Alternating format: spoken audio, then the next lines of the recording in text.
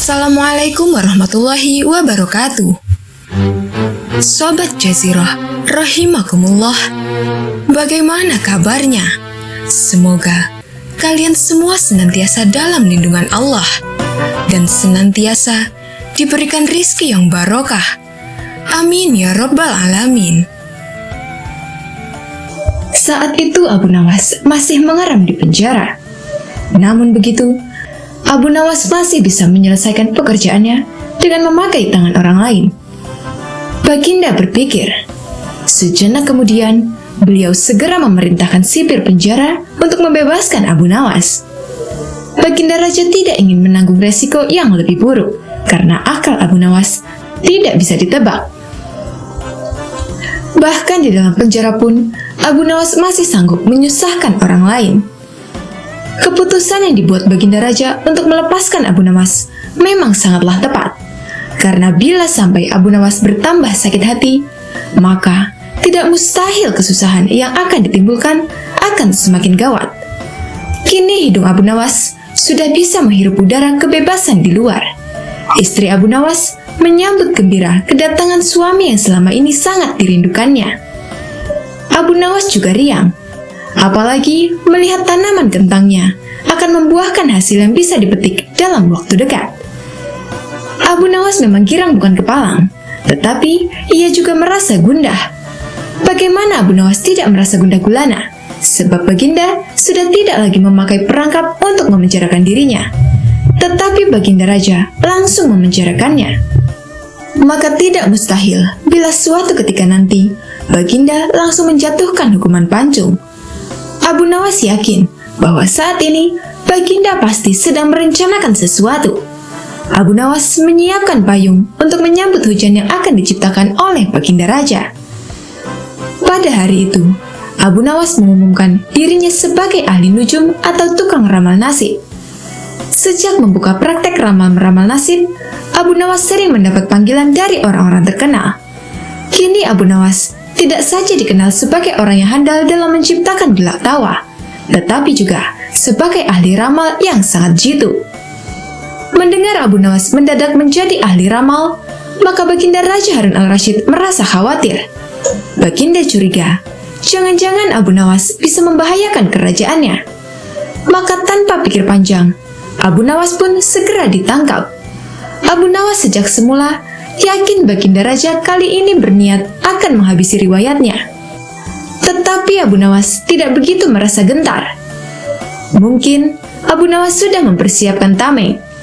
Setelah beberapa hari meringkuk di dalam penjara, Abu Nawas digiring menuju tempat kematian. Tukang penggal kepala sudah menunggu dengan pedang yang baru diasah. Abu Nawas menghampiri tempat penjagalan dengan amat tenang. Baginda merasa kagum terhadap ketegaran Abu Nawas. Tetapi Baginda juga bertanya-tanya dalam hatinya, mengapa Abu Nawas begitu tabah menghadapi detik-detik terakhir hidupnya? Ketika Algojo sudah siap mengayunkan pedang, Abu Nawas tertawa-tawa, sehingga Baginda menangguhkan pemancungannya. Beliau bertanya, "Hai Abu Nawas, apakah engkau tidak merasa ngeri menghadapi pedang Algojo?" "Ngeri, tuanku yang mulia, tapi hamba juga merasa gembira," jawab Abu Nawas sambil tersenyum. "Engkau merasa gembira?" tanya Baginda kaget. "Betul Baginda yang mulia, karena tepat 3 hari setelah kematian hamba, maka Baginda pun akan mangkat menyusul hamba ke liang lahat. Karena hamba tidak bersalah sedikit pun Baginda," kata Abu Nawas tetap tenang. Baginda gemetar mendengar ucapan Abu Nawas. Dan tentu saja hukuman pancung dibatalkan. Abu Nawas digiring kembali ke penjara. Baginda memerintahkan agar Abu Nawas diperlakukan dengan istimewa. Malah Baginda memerintahkan supaya Abu Nawas disuguhi hidangan yang enak-enak. Tetapi Abu Nawas tetap tidak kerasa tinggal di penjara. Abu Nawas berpesan dan setengah mengancam kepada penjaga penjara bahwa bila ia terus-menerus mendekam dalam penjara, ia bisa jatuh sakit atau meninggal. Baginda Raja terpaksa membebaskan Abu Nawas setelah mendengar penuturan penjaga penjara.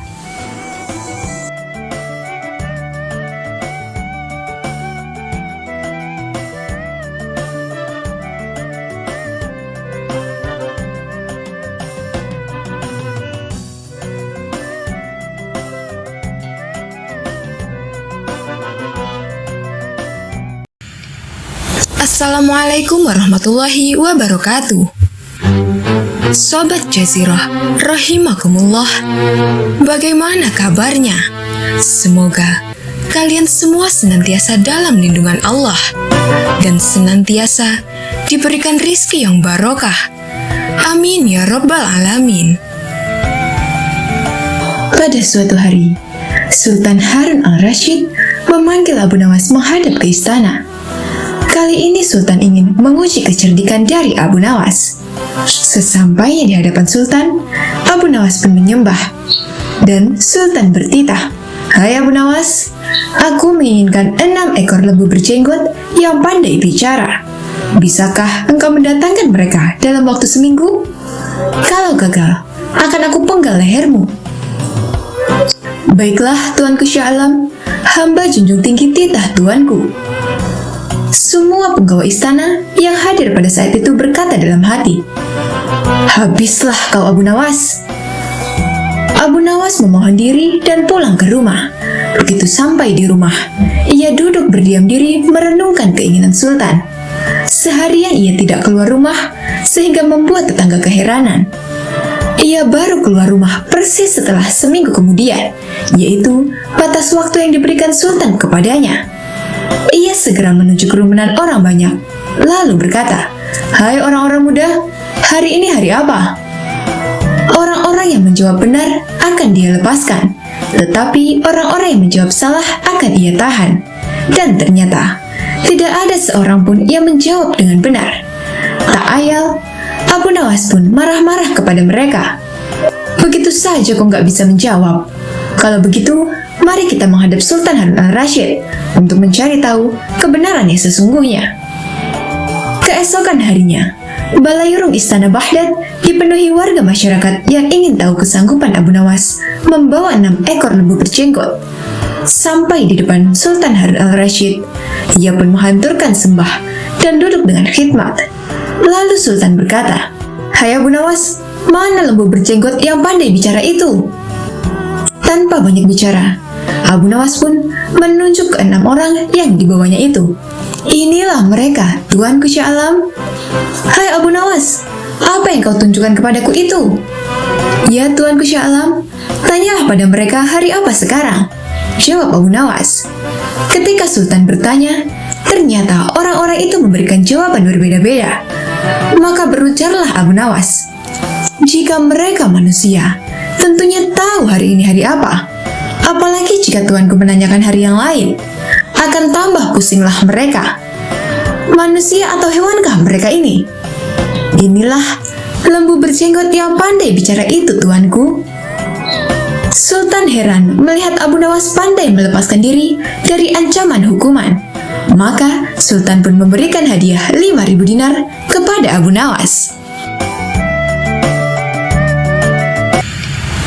Assalamualaikum warahmatullahi wabarakatuh. Sobat Jazirah, rahimakumullah. Bagaimana kabarnya? Semoga kalian semua senantiasa dalam lindungan Allah dan senantiasa diberikan rizki yang barokah. Amin ya rabbal alamin. Abu Nawas dikenal sebagai mubaligh oleh tetangga dan warga sekitarnya. Dan tak jarang ada orang yang berkunjung ke rumahnya hanya sekedar bersilaturahmi dan meminta petunjuk agar usaha yang dijalankannya berjalan lancar dan diridhoi Allah Subhanahu wa Ta'ala. Namun satu hal, pesan dari Abu Nawas ini, bahwa Abu Nawas tak bisa memberikan janji. Hanya saja dirinya mengingatkan agar selalu ingat kepada Allah Subhanahu wa Ta'ala dengan jalan bersedekah. Hari Jumat telah tiba. Abu Nawas yang ditunjuk menjadi imam sekaligus khotib untuk memberikan ceramah pun bersiap berangkat ke masjid. Abu Nawas segera mandi dan berpakaian rapi. Setelah berpamitan dengan istrinya, Abu Nawas lalu melangkahkan kakinya menuju masjid. Tak lama kemudian, terdengar suara azan. Untuk membuat umat Islam, khususnya laki-laki, berbondong-bondong menuju masjid dan meninggalkan segala jenis aktivitasnya. Para warga sangat senang dan antusias sekali, karena biasanya ceramah dari Abu Nawas ini sangat sesuai dengan situasi terkini. Namun belum lama, Abu Nawas berkhutbah, dilihatnya banyak para jemaah, banyak yang mengantuk, bahkan ada yang tertidur. Melihat hal itu, Abu Nawas berteriak, "Api, api, api!" ujar Abu Nawas dengan keras. Kontan saja para jemaah terbangun kaget, menoleh kiri dan kanan, mendengar teriakan Abu Nawas itu. Sebagian malah ada yang hanya saling pandang saja. "Di mana apinya? Di mana?" teriak jemaah. Abu Nawas yang melihat para jemaah terbangun dan panik, lantas Abu Nawas meneruskan khutbahnya tanpa peduli pertanyaan para jemaah mengenai letak apinya. Api yang dahsyat ada di neraka bagi mereka yang lalai dalam beribadah, kata Abu Nawas dalam khutbahnya. Setelah menyampaikan khutbahnya, Abu Nawas segera menutup bagian kedua khutbah dengan berdoa. Sesaat kemudian, Abu Nawas kemudian memimpin sholat Jumat dengan khusyuk, diikuti oleh para jemaah. Para jemaah tersadar dan masih ingat akan api neraka yang diucapkan oleh Abu Nawas tadi.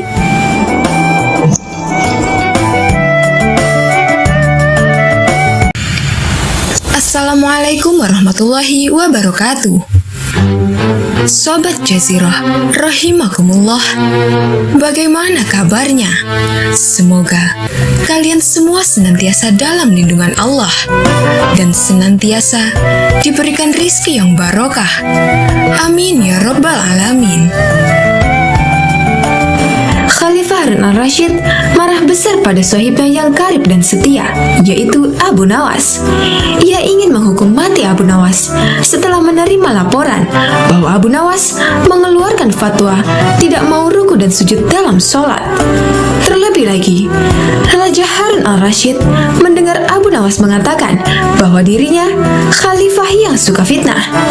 Menurut pembantu-pembantunya, Abu Nawas layak dipancung karena melanggar syariat Islam dan menyebar fitnah.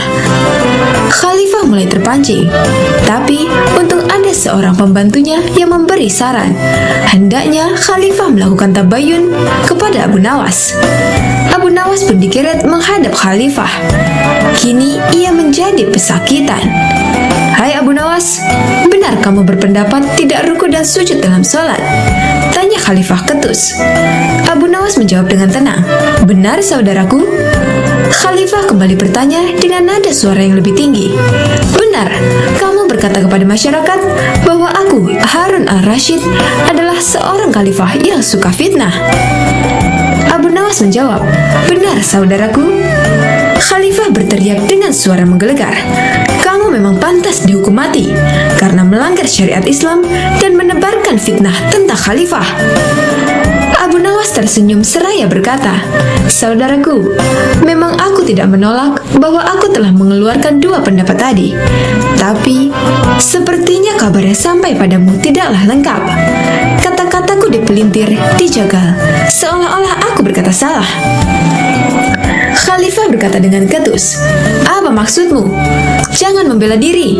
Kau telah mengaku dan mengatakan kabar itu benar adanya."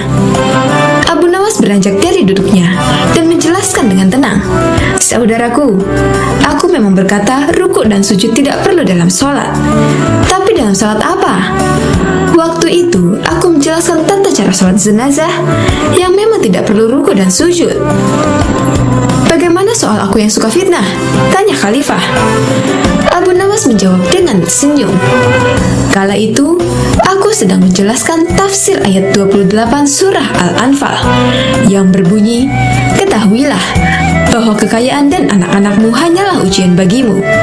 Sebagai seorang khalifah dan seorang ayah, Anda sangat menyukai kekayaan dan anak-anak. Berarti Anda suka fitnah atau ujian itu." Mendengar penjelasan Abu Nawas yang sekaligus kritikan, Khalifah Harun al-Rashid tertunduk malu, menyesal dan sadar.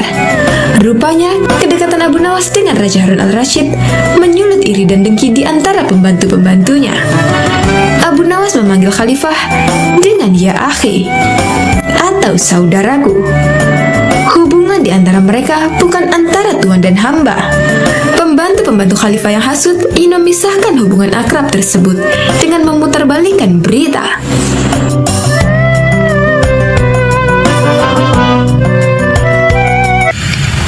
Assalamualaikum warahmatullahi wabarakatuh. Sobat Jazirah, rahimakumullah. Bagaimana kabarnya? Semoga kalian semua senantiasa dalam lindungan Allah dan senantiasa diberikan rizki yang barokah. Amin ya rabbal alamin. Banyak kisah mengenai Abu Nawas. Ia sudah terkenal karena kecerdikan dan tingkah konyolnya. Salah satunya yang sangat inspiratif. Dikisahkan dari konspirasi raja yang zalim yang menginginkannya mati. Raja tidak berani membunuh Abu Nawas karena ia melihat Abu Nawas begitu cerdik membunuh seekor ayam. Bagaimana bisa? Suatu pagi, Abu Nawas dipanggil ke istana untuk menghadap baginda raja. Ia dituduh telah menipu salah satu prajurit istana. Abu Nawas dituduh telah meletakkan sebilah pisau di dalam belanjaan prajurit. Atas peristiwa itu, Abu Nawas akan dijatuhi hukuman dari sang raja karena dianggap membahayakan keselamatan sang raja yang memang dikenal zalim itu. Setibanya di istana, Abu Nawas pun terkejut. Raja telah menyiapkan semuanya, termasuk mengumpulkan seluruh penduduk negeri untuk menyaksikan prosesi hukuman kepada Abu Nawas. Raja punya rencana sendiri untuk menghukum Abu Nawas, yakni akan mempermalukan Abu Nawas di depan khalayak ramai. Apa yang akan dilakukan raja sudah dirancang jauh-jauh hari, sebab raja tahu Abu Nawas bukan orang yang mudah ditaklukkan. Abu Nawas, apakah kamu sudah siap untuk kuhukum? Kata raja dengan suara congkaknya. Ayo, siapa takut? Jawab Abu Nawas dengan nada menantang. Sontak pertanyaan itu membuat rakyat yang melihat geleng-geleng kepala. Mereka tak habis pikir dengan ucapan Abu Nawas yang seolah menantang kematian. Lalu raja menyuruh prajurit mengambil barang yang sudah dipersiapkan untuk menghabisi nyawa Abu Nawas. Seketika itu juga Abu Nawas dan rakyat terkejut saat melihat benda yang diberikan raja kepadanya. Bukan senapan atau senjata tajam apapun, melainkan seekor anak ayam. Tentu saja hal itu membuat semua orang yang hadir bertanya-tanya. Mereka bingung dengan keinginan raja. Abu Nawas, sekarang kau bunuh anak ayam itu. Tugas raja. Kenapa anak ayam yang tidak berdosa ini harus saya bunuh? Ia tidak berdosa. Tanya Abu Nawas. Jangankan anak ayam itu, kau pun hari ini akan kubunuh. Aku akan membunuhmu sendiri dengan cara yang sama dengan caramu membunuh anak ayam itu, kata raja. Mendengar itu, Abu Nawas terkejut akan rencana raja. Sejenak Abu Nawas berpikir, seandainya ia mencekik anak ayam itu hingga mati, maka ia pun akan dicekik pula hingga mati. Begitu pula, jika ia tebas leher anak ayam itu dengan pedang, maka ia terancam mati dengan cara dipedang pula. Lantas, bagaimana caranya membunuh anak ayam ini dengan cara yang mustahil tidak bisa ditiru sang raja? Setelah beberapa saat berpikir, Abu Nawas mengambil anak ayam itu. Tanpa diduga-duga, Abu Nawas meniup bagian pantat anak ayam itu hingga kembung dan akhirnya mati. Melihat kekonyolan itu, tiba-tiba terdengar suara penonton yang tertawa terbahak-bahak. Tak ketinggalan, para prajurit kerajaan pun tertawa terpinggal-pinggal dengan tingkah kocak Abu Nawas. Suasana tegang pun bisa mencair. Mereka tak sanggup membayangkan raja akan membunuh Abu Nawas dengan cara yang sama dengan cara Abu Nawas membunuh anak ayam itu. Raja sendiri yang melihat tingkah Abu Nawas hanya terdiam malu. Lagi-lagi, rakyatnya sendiri telah mengetahui tingkat kecerdasannya yang kalah dibandingkan Abu Nawas. Akhirnya, raja mengurungkan hukuman untuk Abu Nawas. Bahkan raja menyebut Abu Nawas tidak bersalah. Untuk kesekian kalinya, raja gagal menghukum Abu Nawas yang dikenal memiliki akal cerdik itu.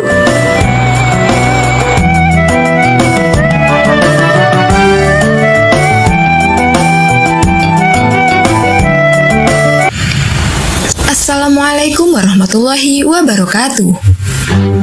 Sobat Jazirah, rahimakumullah. Bagaimana kabarnya? Semoga kalian semua senantiasa dalam lindungan Allah dan senantiasa diberikan rizki yang barokah. Amin ya rabbal alamin. Pada suatu hari yang cerah, Raja Harun al-Rashid dan pengikutnya meninggalkan istana untuk berburu. Namun di tengah perjalanan, Abu Jahil menyusul dengan terengah-engah di atas kudanya. "Baginda, Baginda, hamba mau mengusulkan sesuatu," katanya setelah mendekat sang raja. "Apa usulmu itu, Abu Jahil?" tanya Baginda Raja keheranan. "Agar acara berburu ini menarik dan disaksikan banyak penduduk, bagaimana kalau kita sayembarakan saja?" ujar Abu Jahil dengan mimik serius. Baginda terdiam sejenak dan mengangguk-angguk. "Hamba ingin beradu ketangkasan dengan Abu Nawas. Bagaimana Baginda?" Pemenangnya mendapat sepundi uang emas. Tapi kalau kalah, hukumannya mematikan kuda-kuda istana selama 1 bulan. Tutur Abu Jahil meyakinkan sang raja. "Hei, hadiah saja yang kau pikirkan. Lantas bagaimana cara adu ketangkasan ini?" Setelah Baginda agak marah. Setelah memberitahu idenya, Baginda pun setuju. Maka dipanggillah Abu Nawas oleh salah satu punggawa. Abu Nawas pun menghadap. Dia diberi petunjuk panjang lebar oleh Baginda. Pada awalnya Abu Nawas menolak karena dia tahu semua ini akal bulus Abu Jahil yang ingin menyingkirkannya dari istana.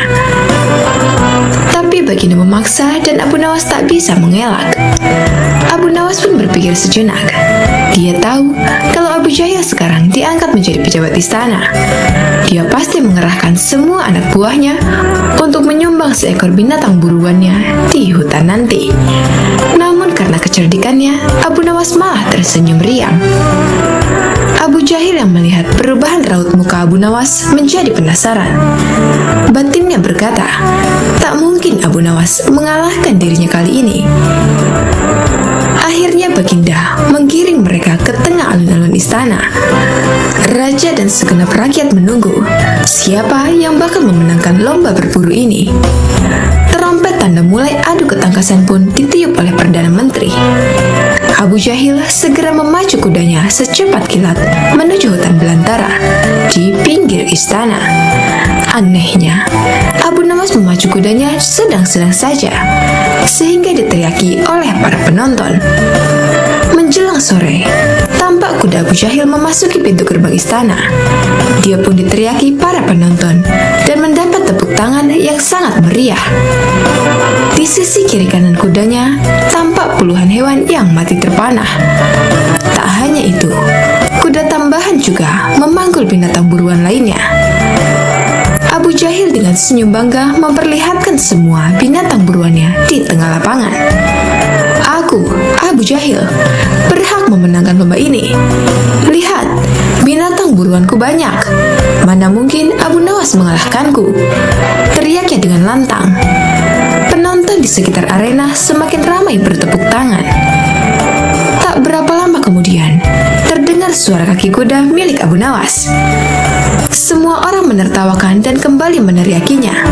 Tapi Abu Nawas tak tampak gusar. Dia malah tersenyum dan melambaikan tangan. "Tenang, tenang rakyatku. Kita akan mengetahui apa yang akan dilakukan Abu Nawas. Dan kita juga akan tahu siapa pemenangnya kali ini," kata raja yang ikut gusar melihat pola Abu Nawas. Baginda menyuruh 2 orang penggawanya maju ke tengah lapangan dan menghitung binatang buruan Abu Jahil. 1, 2, 3, 4, 5, 20. 35 ekor kelinci, ditambah 5 ekor rusa, dan 2 babi hutan, teriak salah satu penggawa. "Kalau begitu, akulah pemenangnya, sebab Abu Nawas tak membawa seekor binatang pun," teriak Abu Jahil lantang. "Tenang, tenang. Aku membawa ribuan binatang. Jelaslah aku pemenangnya. Dan kau Abu Jahil, silahkan memandikan kuda-kuda istana." Menurut aturan lomba, semua binatang boleh ditangkap. Yang penting adalah jumlahnya, kata Abu Nawas sambil membuka bambu kuning yang telah diisi ribuan semut merah. Sekarang coba hitung ini. 1, 2, 3, 4, 100, 200. Selebihnya tak usah dihitung, ungkap Abu Nawas. Tanpa banyak berkata, Abu Jahil tak sadarkan diri alias pingsan gara-gara melihat semut merah Abu Nawas. Baginda tertawa terpingkal-pingkal dan langsung memberikan hadiah kepada Abu Nawas. Kecerdikan dan ketulusan hati pasti bisa mengalahkan kelicikan.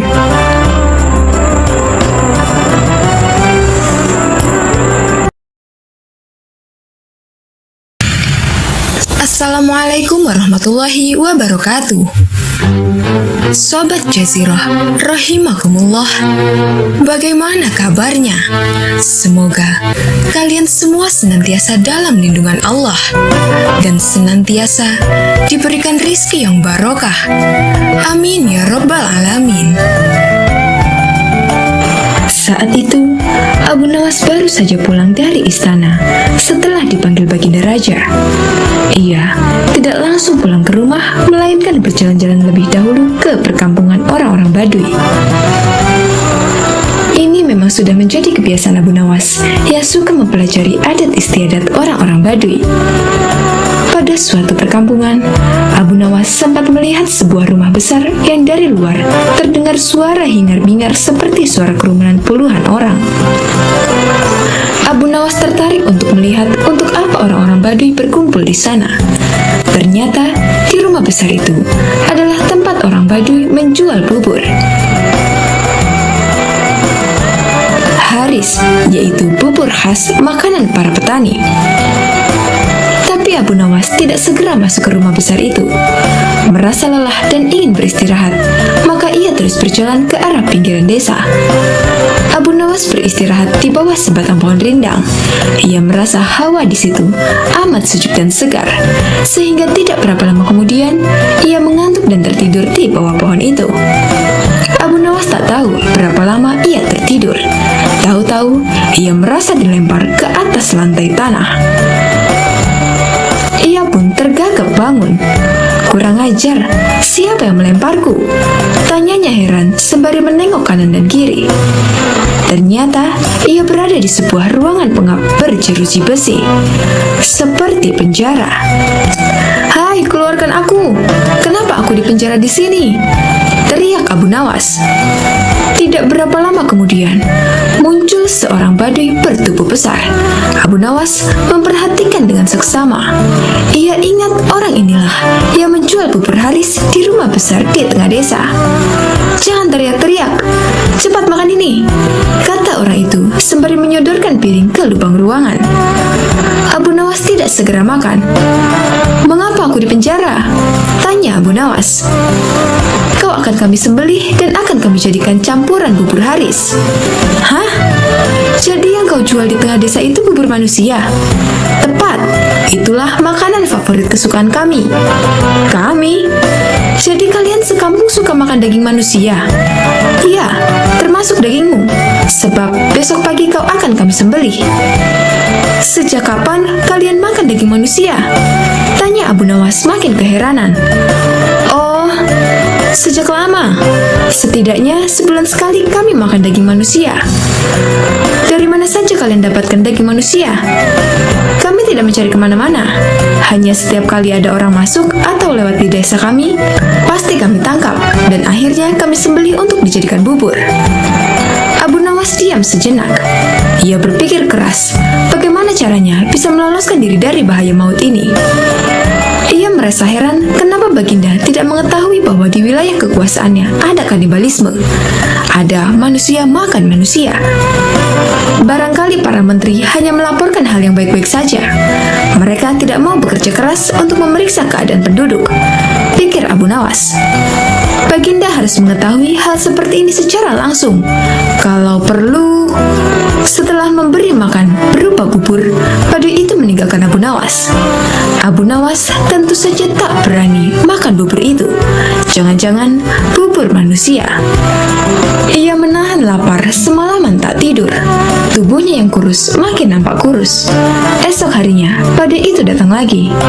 "Bersiaplah, sebentar lagi kau akan mati." Abu Nawas berkata, "Tubuhku ini kurus. Kalaupun kau sembelih aku, kau tidak akan memperoleh daging yang banyak. Kalau kau setuju, nanti sore akan kubawakan temanku yang bertubuh gemuk. Dagingnya bisa kalian makan selama 5 hari. Benarkah?" tanya badui itu. "Aku tidak pernah bohong," kata Abu Nawas meyakinkannya. Orang badui itu diam sejenak. Ia menatap tajam ke arah Abu Nawas. Entah kenapa akhirnya orang badui itu mempercayai dan melepaskan Abu Nawas. Abu Nawas langsung pergi ke istana menghadap Baginda Raja. Setelah berbasa-basi, maka Baginda bertanya kepada Abu Nawas, "Ada apa, Abu Nawas? Kau datang tanpa kupanggil?" "Ampun tuanku, hamba baru saja pulang dari suatu desa yang aneh." "Desa aneh? Apa keanehannya?" tanya Baginda ingin tahu. Di desa tersebut, ada orang menjual bubur haris yang khas dan sangat lezat. Di samping itu, hawa di desa itu benar-benar sejuk dan segar, Baginda, kata Abu Nawas. "Aku ingin berkunjung ke desa itu. Pengawal, siapkan pasukan," kata Baginda. "Ampun tuanku, jangan membawa pengawal. Tuanku harus menyamar jadi orang biasa," pujuk Abu Nawas. "Tapi ini demi keselamatanku sebagai seorang raja." "Ampun tuanku, jika bawa-bawa tentara, maka orang desa akan ketakutan, dan tuanku tak akan dapat melihat orang menjual bubur khas itu." "Baiklah, kapan kita berangkat?" "Sekarang juga tuanku, supaya nanti sore kita sudah datang di perkampungan itu." Demikianlah Baginda dengan menyamar sebagai seorang biasa mengikuti Abu Nawas ke perkampungan orang-orang Badui kanibal. Abu Nawas mengajak Baginda masuk ke rumah besar tempat orang-orang makan bubur. Di sana mereka membeli bubur. Baginda memakan bubur itu dengan lahapnya. "Betul katamu, bubur ini memang lezat," kata Baginda setelah makan. "Kenapa buburmu tidak kau makan, Abu Nawas?" "Hamba masih kenyang," kata Abu Nawas sambil melirik dan berkedip ke arah penjual bubur. Setelah makan, Baginda diajak ke tempat pohon rindang yang hawanya sejuk. "Betul juga katamu, di sini hawanya memang sejuk dan segar." "Ah, aku kok mengantuk sekali," kata Baginda. "Tunggu tuanku, jangan tidur dulu. Hamba pamit mau buang air kecil di semak belukar sana," kata Abu Nawas. "Baik, pergilah Abu Nawas," kata Baginda mempersilakan. Baru saja Abu Nawas melangkah pergi, Baginda sudah tertidur. Tapi ia segera terbangun lagi ketika mendengar suara bentakan keras. "Hai orang gendut, cepat bangun! Atau kau kami sembelih di tempat ini." Ternyata badai penjual bubur sudah berada di belakang Baginda dan menghunuskan pedang ke arah leher Baginda. "Apa-apaan ini?" protes Baginda.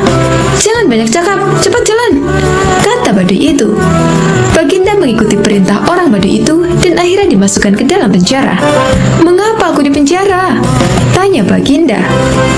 "Besok kau akan kami sembelih. Dagingmu kami campur dengan tepung gandum dan jadilah bubur haris yang terkenal lezat." "Hah? Astagfirullah. Jadi yang kumakan tadi?" "Betul. Kau telah memakan bubur kami, bubur manusia." Seketika Baginda mau muntah tapi tak bisa. "Sekarang tidurlah, berdoalah sebab besok kau akan mati." "Tunggu," kata Baginda. "Mau apa lagi?" kata si Badui. "Berapa penghasilanmu sehari dari menjual bubur itu?" 50 dirham. "Cuma segitu?" "Ya, aku bisa memberimu 500 dirham hanya dengan menjual topi," kata Baginda. "Ah, masa? Sekarang berikan aku bahan kain untuk membuat topi. Besok pagi, boleh kalian coba menjual topi buatanku itu ke pasar. Hasilnya boleh kau miliki semua." Badui itu ragu. Ia berbalik melangkah pergi. Tak lama kemudian, kembali lagi dengan bahan-bahan untuk membuat topi. Esok paginya, Baginda menyerahkan sebuah topi yang bagus kepada si Badui. Baginda berpesan, "Juallah topi ini kepada Menteri Farhan di istana Baghdad." Baduy itu menuruti saran Baginda. Menteri Farhan terkejut saat melihat seorang Baduy datang menemuinya. "Mau apa kau?" tanya Farhan. "Menjual topi ini," jawab si Baduy. Farhan melirik. Topi itu memanglah bagus. Ia mencoba memeriksanya dan alangkah terkejutnya ketika melihat hiasan berupa huruf-huruf yang maknanya adalah surat dari Baginda yang ditujukan kepada dirinya. "Berapa harga topi ini?" tanya Farhan. 500 dirham, tak boleh kurang." "Baik, aku beli." Baduy itu langsung pulang dengan wajah ceria. Sama sekali ia tak tahu jika Farhan telah mengutus seorang prajurit untuk mengikuti langkahnya. Siangnya, prajurit itu datang lagi ke istana dengan melaporkan lokasi perkampungan si penjual bubur. Farhan cepat bertindak sesuai pesan di surat Baginda. 1.000 orang tentara bersenjata lengkap dibawa ke perkampungan. Semua orang Baduy di kampung itu ditangkap, sementara Baginda berhasil diselamatkan. "Untung kau bertindak cepat, terlambat sedikit saja, aku sudah jadi bubur," kata Baginda kepada Farhan. "Semua ini gara-gara Abu Nawas," kata Farhan. "Benar, tapi juga salahmu. Kau tak pernah memeriksa perkampungan ini bahwa penghuninya adalah orang-orang kanibal," kata Baginda. "Bagaimanapun, Abu Nawas harus dihukum." "Ya, itu pasti." "Hukuman mati, Baginda," sahut Farhan. "Hukuman mati? Ya, kita coba. Apakah dia bisa meloloskan diri?" sahut Baginda.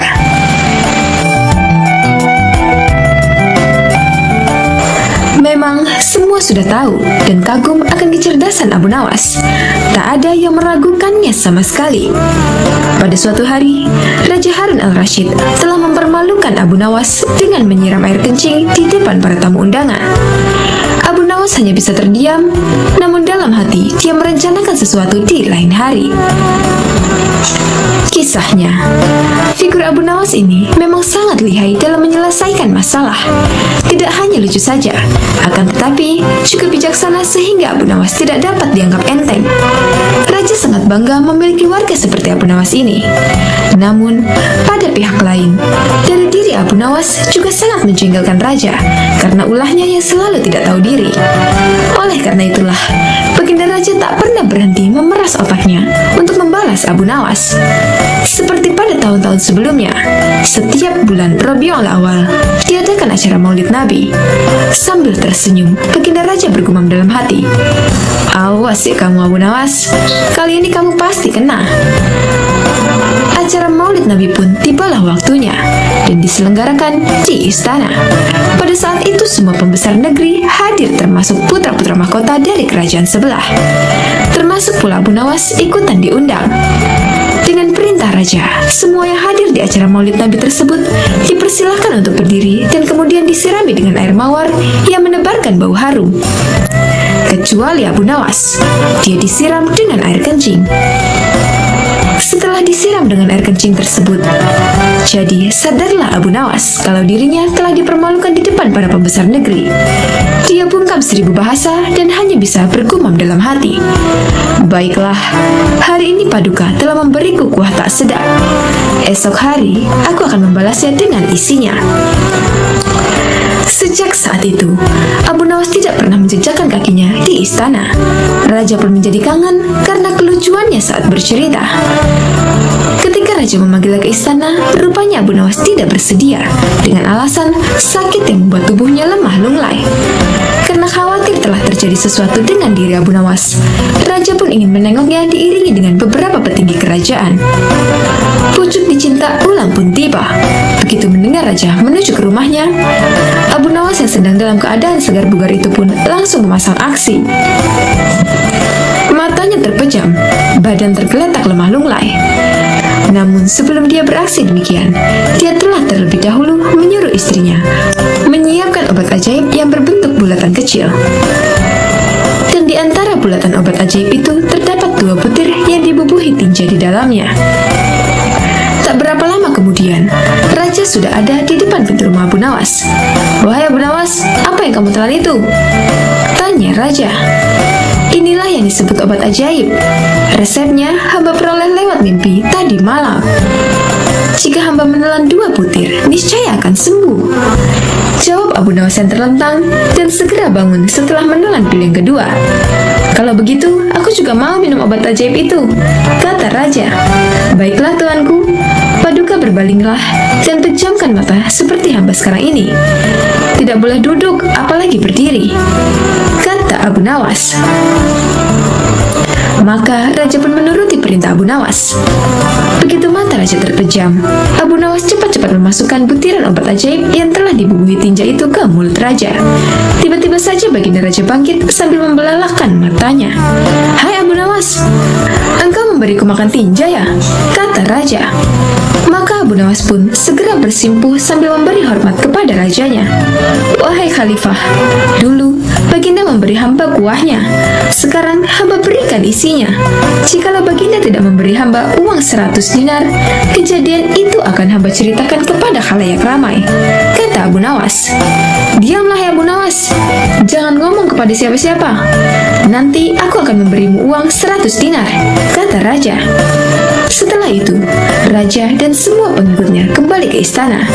Mereka menyiapkan pundi-pundi yang berisi uang 100 dinar. Nah, untuk kesekian kalinya, Abu Nawas berhasil memperdayai rajanya, berhasil mengalahkan rajanya. Abu Nawas adalah seorang penyair Arab klasik dan terkenal. Meski populer dan kerap disapa dengan Abu Nawas, sebetulnya panggilan tersebut bukanlah nama aslinya.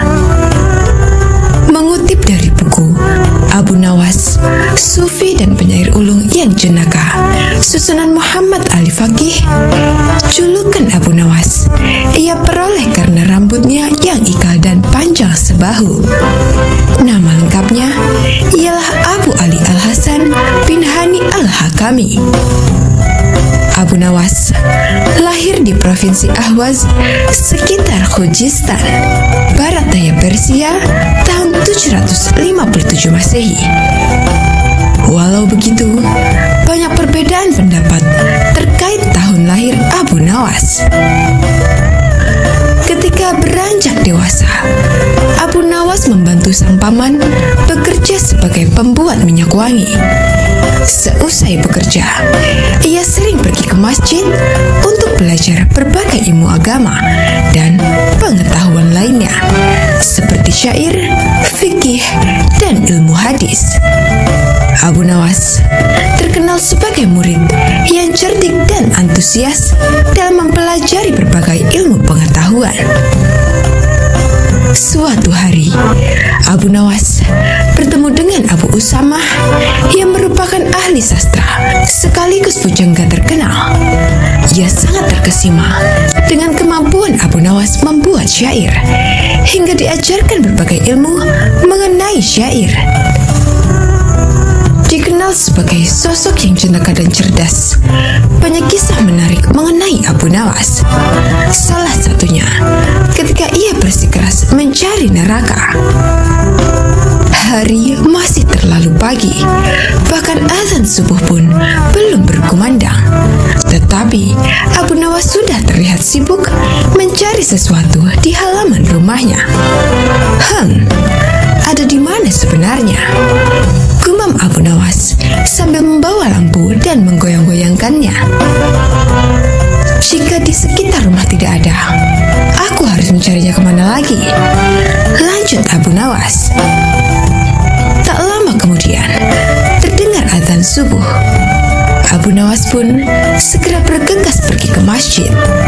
Di sepanjang jalan, ia pun masih sempat memeriksa tempat-tempat yang tertutup.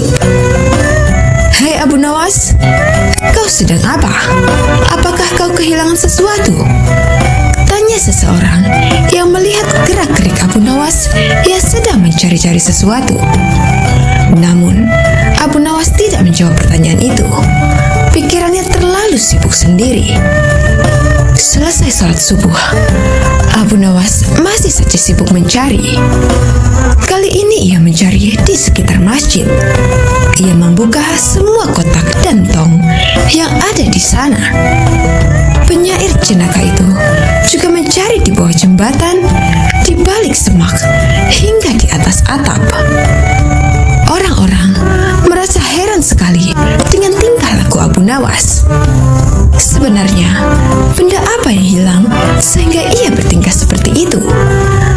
Bisik seseorang kepada yang lain. Siang harinya, Abu Nawas masih terlihat sibuk mencari kesana kemari. Meskipun matahari bersinar terik, Abu Nawas masih tetap membawa lampu minyak miliknya. Kali ini ia mencari ke sekitar rumah-rumah warga. Lagi-lagi, aksinya ini membuat para tetangganya merasa keheranan. "Hai Abu Nawas, apakah kau butuh bantuan?" tanya salah satu tetangga yang memperhatikan Abu Nawas sedari tadi. Namun Abu Nawas menolak tawaran tersebut. 2 hari berikutnya, Abu Nawas masih saja sibuk mencari sesuatu itu kemana-mana sambil membawa lampu minyak miliknya, baik malam ataupun siang hari. Hingga hari keempat, orang-orang sudah tidak sabar lagi dan sangat penasaran dengan apa yang sebenarnya dicari oleh Abu Nawas. Sehingga di antara mereka ada yang mendesak Abu Nawas sambil bertanya, "Hei, siang hari begini, buat apa membawa lampu minyak? Jadi sebenarnya apa yang kau cari?" "Aku sudah mencari neraka," jawab Abu Nawas.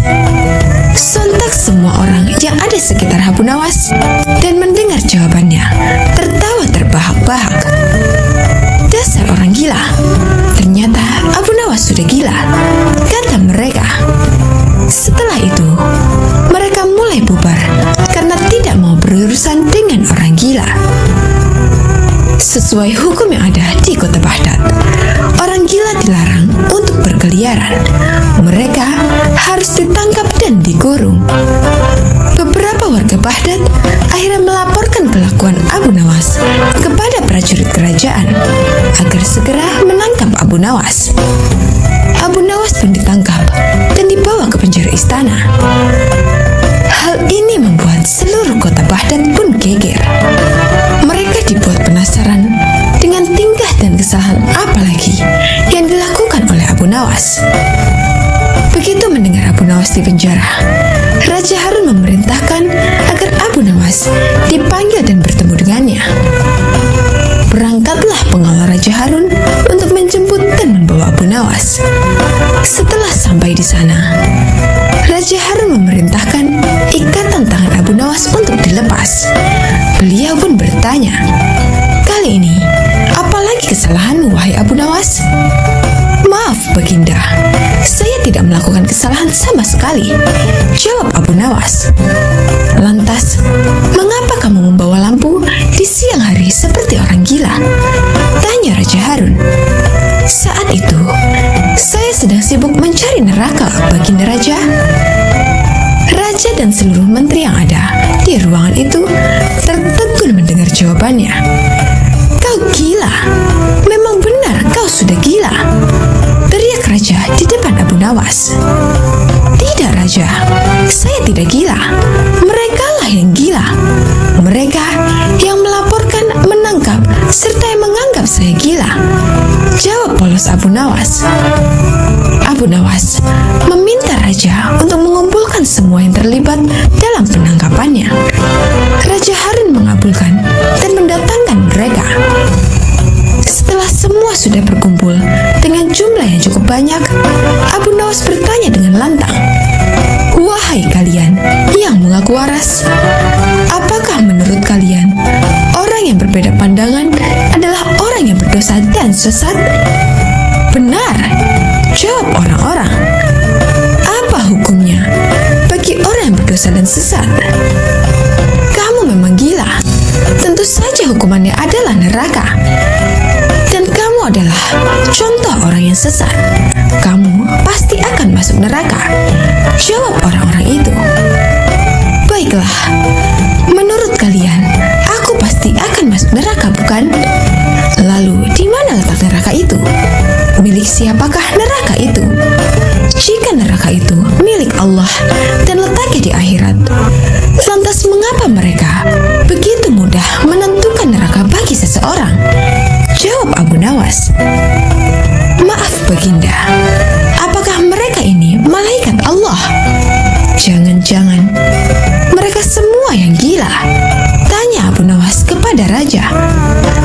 Baginda langsung tertawa terbahak-bahak mendengar perkataan Abu Nawas.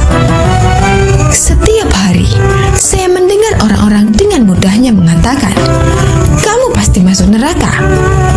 Maka saya jadi penasaran, apakah neraka itu ada di bumi ini? Ungkapan cerdas Abu Nawas kepada Raja Harun. Dikisahkan, kala itu sejumlah penduduk Baghdad berkumpul di depan istana Khalifah Harun al-Rashid. Sebagian berteriak dan meminta agar Abu Nawas segera ditangkap. Dikisahkan dalam buku Kisah Lucu Kecerdasan Abu Nawas, susunan Sukma Hadiwiyanto, kala itu sejumlah penduduk Baghdad berkumpul di depan istana Khalifah Harun al-Rashid. Sebagian berteriak dan meminta agar Abu Nawas ditangkap. Para penduduk protes karena baliho raksasa milik Abu Nawas yang dipasang di depan rumahnya yang berbunyi, "Dijual cepat matahari Baghdad. Siapa cepat dapat bonus anak unta." Penduduk lainnya merasa panik dan kasakusuk di depan istana. Mereka takut sekaligus bingung. Jika matahari Baghdad dijual, maka bagaimana mereka bisa hidup? "Abu Nawas, kamu serius mau menjual matahari?" tanya Khalifah Harun al-Rashid sambil mengamati massa yang membludak di depan istananya. "Benar, Baginda, supaya kita bisa ikut cara mereka menggunakan otak," jawab Abu Nawas. "Maksudnya?" Khalifah kembali bertanya. "Begini, Baginda, apakah Baginda senang infrastruktur di Baghdad terbangun hebat di zaman Baginda? Baginda bangga bisa menjadi teladan untuk rakyat bahwa selama menjabat jadi khalifah, Baginda tidak korupsi. Baginda senang tidak mempertontonkan keserakahan dengan menguasai ratusan ribu hektar padang pasir. Padahal Baginda bisa melakukannya dengan kekuasaan yang sekarang Baginda genggam," beber Abu Nawas. Khalifah Harun al-Rashid yang bingung lantas meminta Abu Nawas untuk menjelaskan maksud dari ucapannya. "Abu Nawas, coba ke inti masalah.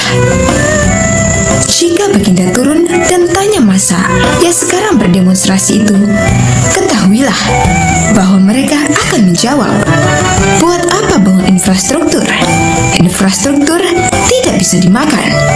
Jadi, jalan-jalan mulus yang Baginda bangun selama ini, puluhan bendungan yang Baginda banggakan, lapangan terbang, rel kereta api di Koramabad, pasar-pasar di Kirkuk, itu semua percuma, tidak bisa dimakan," kata Abu Nawas menjelaskan.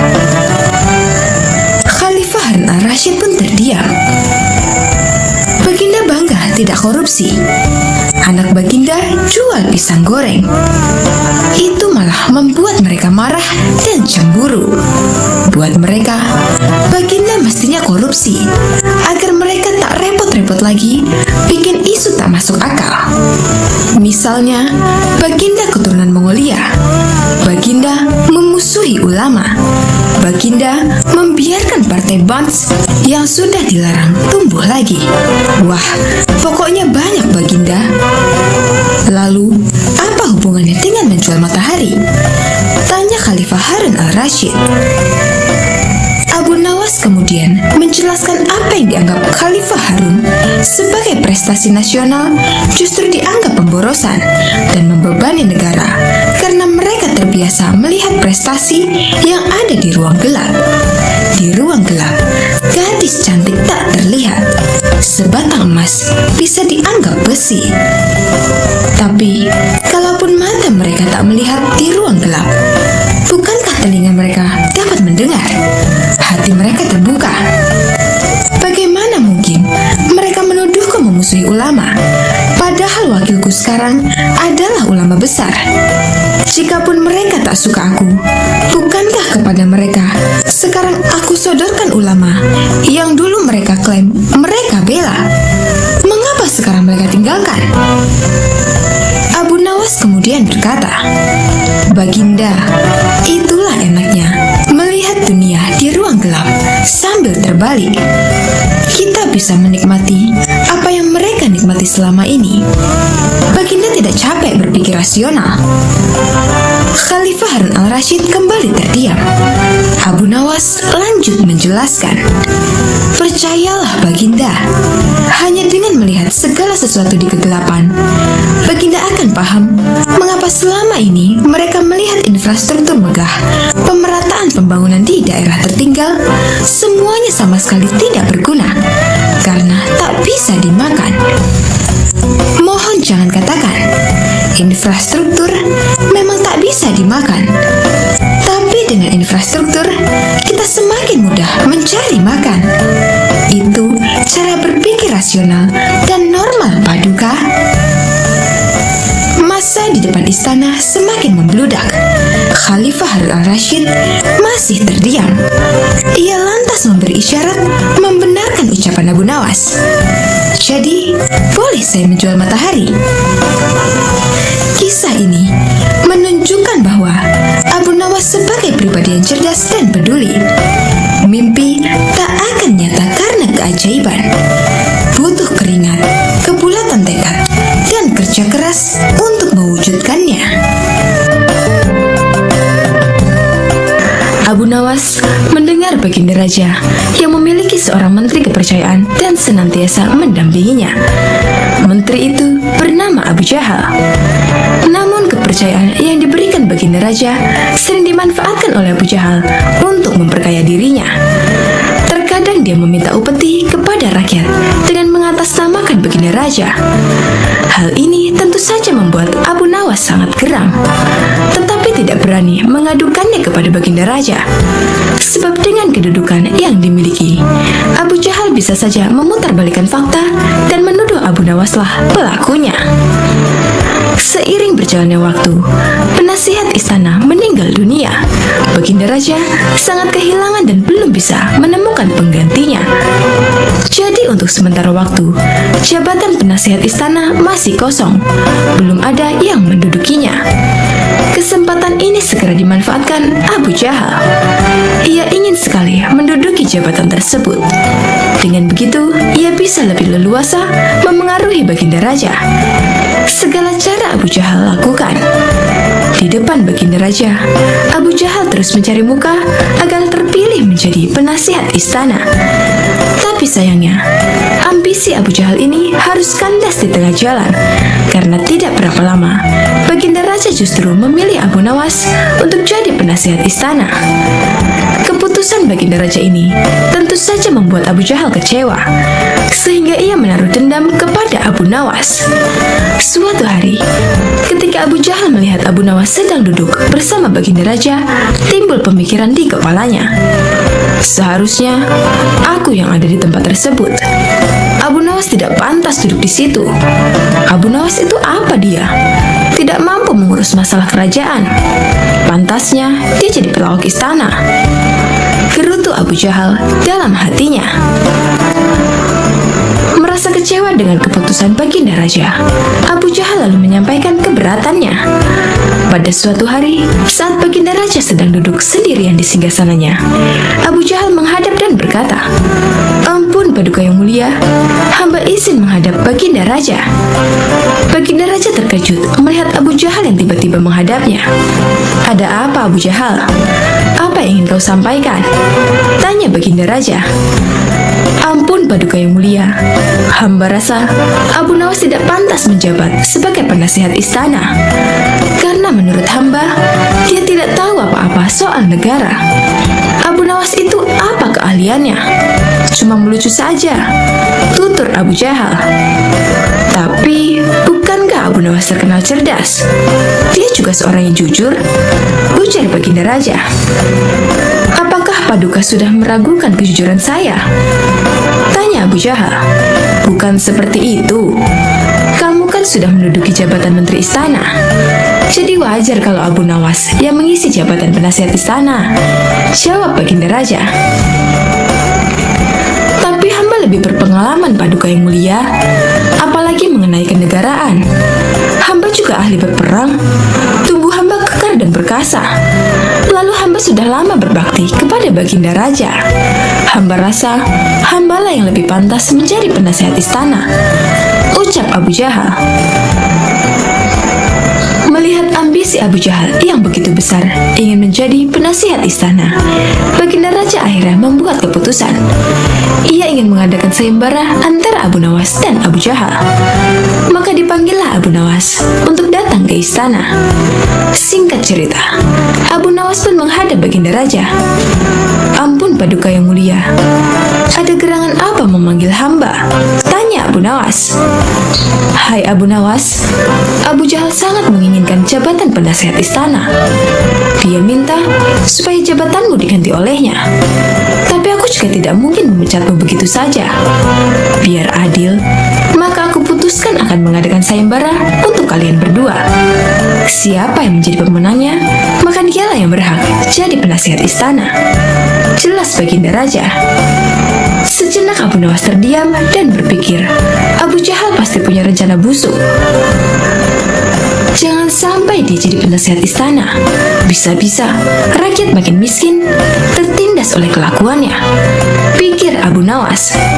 Ampun Paduka yang mulia, kalau boleh tahu, sayembara apa yang hendak diberikan? Tanya Abu Nawas. Aku ingin masing-masing dari kalian membawakan satu gentong air laut, tapi yang rasanya tawar. Perintah Baginda Raja. Abu Nawas dan Abu Jahal langsung terkejut mendengar permintaan Baginda Raja yang aneh itu. Sekarang pulanglah kalian berdua dan besok kembali ke sini dengan membawa air laut yang rasanya tawar, kata Baginda Raja. Sesampainya di rumah, Abu Nawas terus memikirkan dan mencari tahu keberadaan laut yang airnya tawar. Mana ada air laut yang rasanya tawar? Orang secerdik apapun tidak akan bisa melakukannya, pikir Abu Nawas. Sementara itu Abu Jahal mulai berbuat curang. Ia memasukkan air sumur ke gentong untuk dibawanya ke istana. Baginda Raja pasti percaya, meskipun aku berkata bohong, karena aku tahu aku adalah menterinya yang paling dipercaya, kata Abu Jahal dalam hatinya. Keesokan harinya, Abu Nawas dan Abu Jahal datang ke istana dengan membawa gentong masing-masing. Bagaimana? Apa kalian sudah mendapatkan airnya? Tanya Baginda Raja. Sudah Paduka yang mulia, jawab Abu Jahal dan Abu Nawas serempak. Kemudian Abu Jahal maju lebih dulu, menyerahkan gentongnya. Ini Paduka, air laut permintaan Paduka, ucap Abu Jahal. Baginda Raja lalu mencicipi air yang dibawa Abu Jahal. Bagus Abu Jahal, air ini rasanya tawar. Tapi benarkah ini berasal dari laut? Tanya Baginda Raja. Benar sekali Paduka, hamba sengaja mengambilnya dari laut yang tidak diketahui oleh banyak orang, jawab Abu Jahal penuh percaya diri. Sekarang tibalah giliran Abu Nawas menyerahkan gentong miliknya. Ketika Baginda Raja mencicipi air yang ada di gentong Abu Nawas, ia pun langsung berkata, Hai Abu Nawas, kenapa rasanya masih asin dan getir?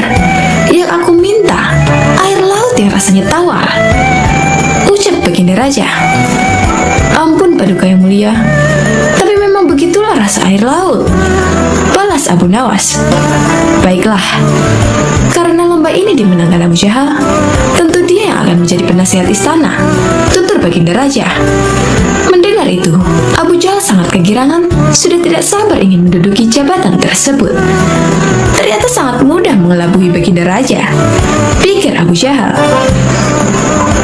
Tapi tiba-tiba Baginda Raja kembali berkata, Hai Abu Jahal, di mana kamu menemukan laut yang airnya tawar? Antarkan aku ke sana sekarang. Aku ingin mandi di sana, kata Baginda Raja. Seketika wajah Abu Jahal menjadi pucat, tubuhnya lemas dan gemetaran. Anu Paduka yang mulia, hamba kenapa? Kalau kamu tidak bisa membuktikannya, berarti kamu telah membohongiku, ucap Baginda Raja. Ampun Paduka yang mulia, air yang hamba bawa memang bukan air laut, tapi air dari sumur, kata Abu Jahal ketakutan. Kamu lancang Abu Jahal, kamu kira aku anak kecil yang mudah dikelabui? Karena kamu telah berani berbohong, maka sebagai hukumannya, kamu bukan hanya gagal jadi penasihat istana, tapi juga akan dipecat dari menteri. Kamu juga harus menjalani hukuman penjara. Bentak Baginda Raja.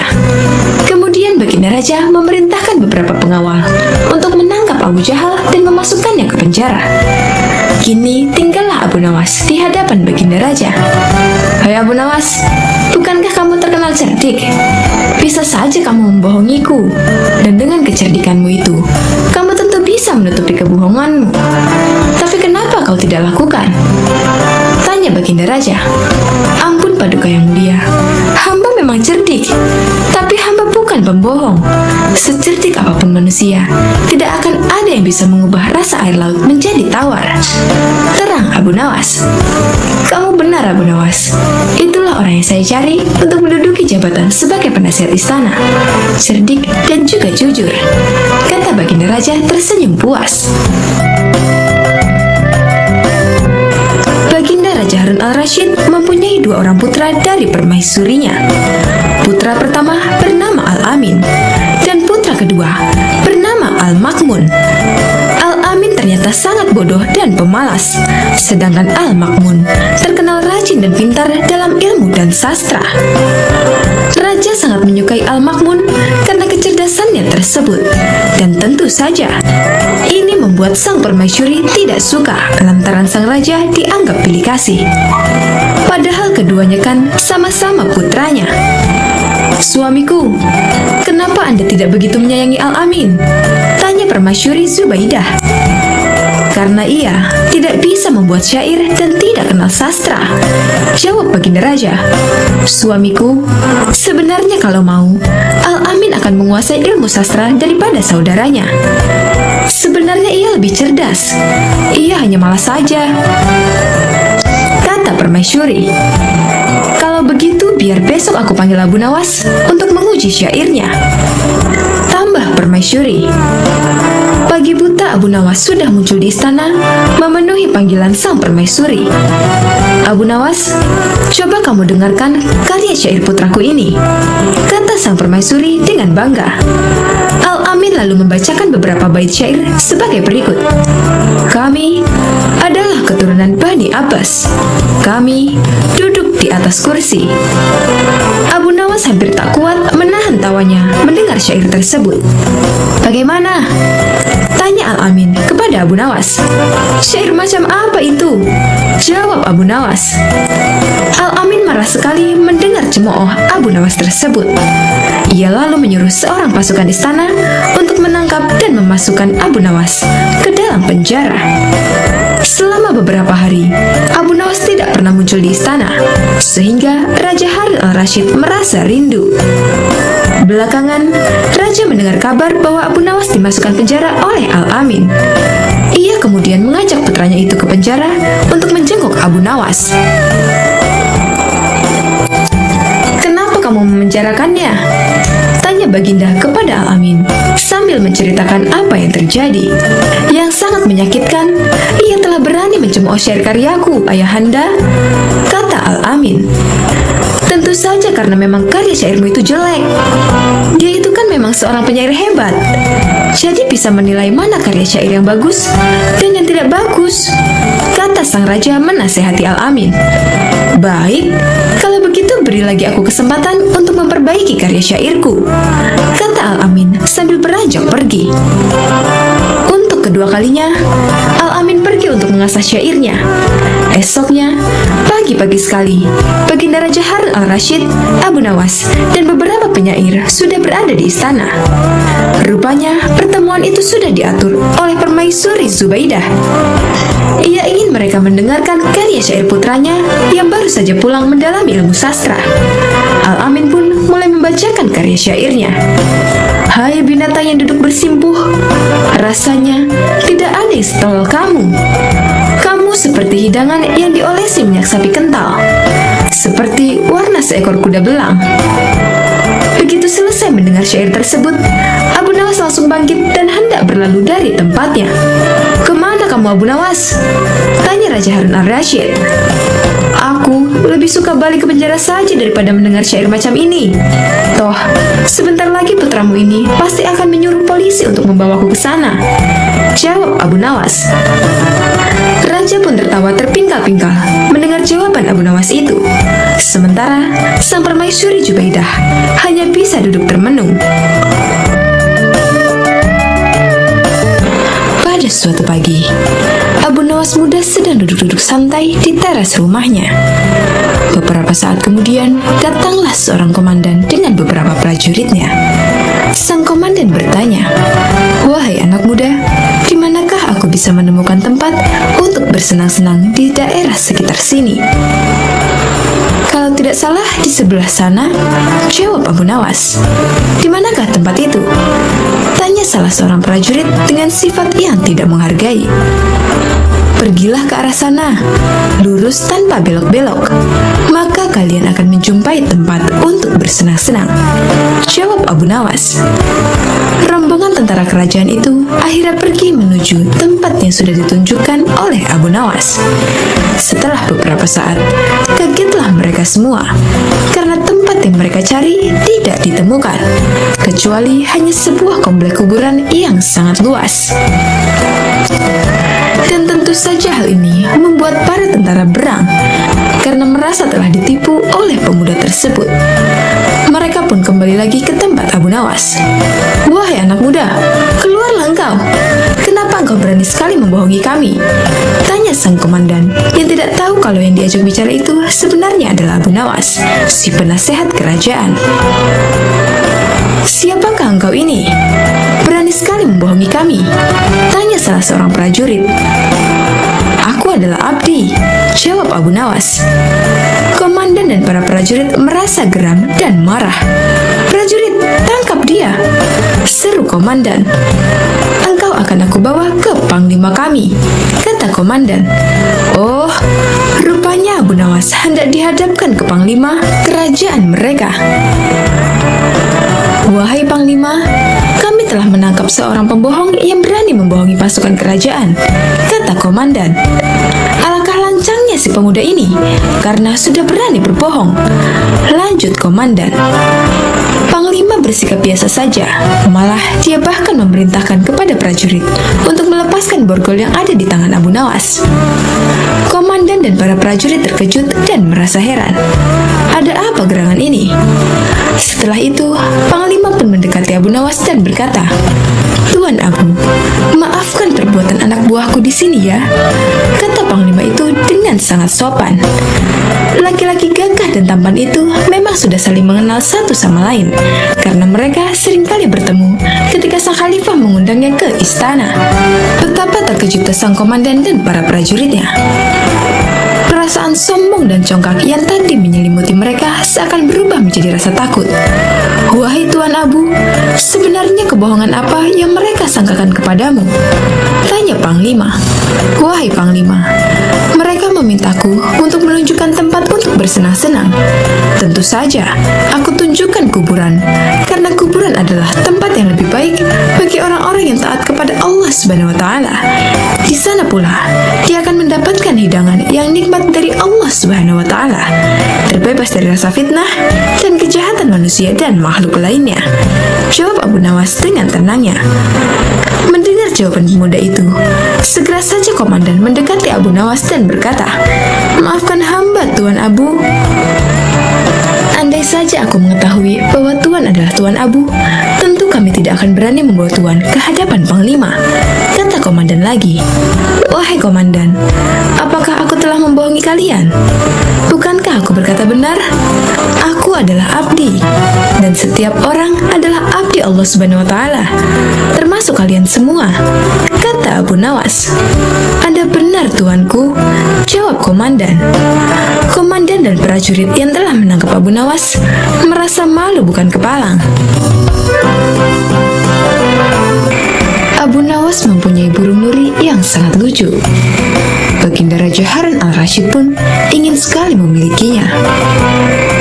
"Kalau kau berniat menjualnya, jangan tawarkan kepada orang lain. Tawarkan saja kepadaku. Berapapun harganya akan aku bayarkan," ujar Baginda kepada Abu Nawas.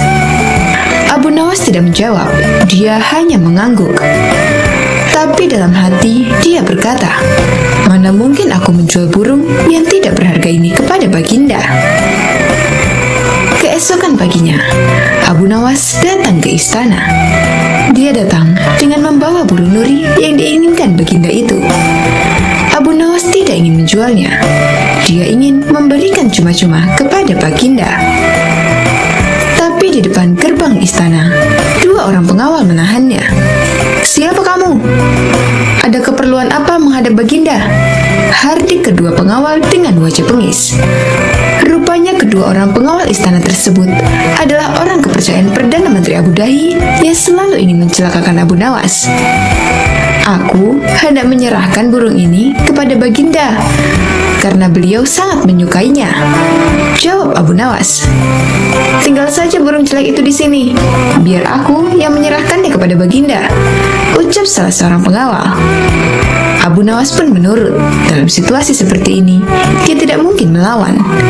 Tapi suatu saat, mereka pasti akan menemui perbuatannya. Oleh kedua pengawal kepercayaan Abu Dahi, burung nuri Abu Nawas ditukar dengan burung gereja. Setelah itu, diserahkan kepada Baginda. Perdana Menteri Abu Dahi yang melihat kejadian itu tersenyum simpul memuji hasil kerja anak buahnya. Bedebah, gigi Baginda gemeretak menahan amarah. Dia merasa terhina oleh perbuatan Abu Nawas.